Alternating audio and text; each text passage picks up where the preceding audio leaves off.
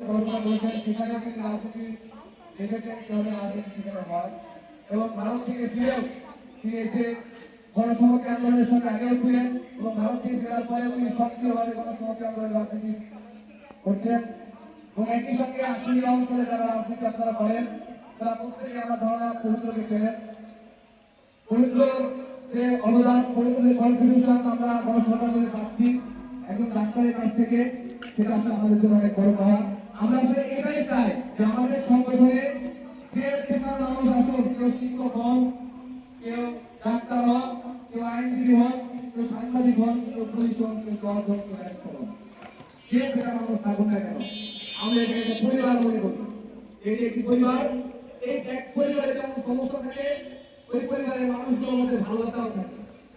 একই রকম ভাবে এই সংগঠনের মধ্যে নানা মানুষের নানা রকম সমস্যা থাকতে পারে। সেই সমস্যাগুলো যেন আমাদের লোকগুলো যারা যোগ্য আছেন, যারা সমস্যার সমাধান করতে পারেন, তারা যেন করেন, সেই চেষ্টা কিন্তু আমরা করে আসছি।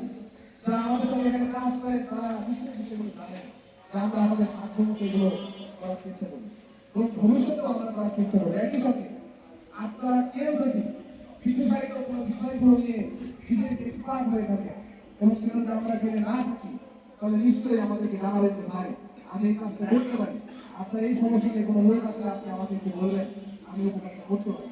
নিশ্চয়ই আমরা আপনার মাধ্যমে আরো 10টা 20টা 1000 মানুষের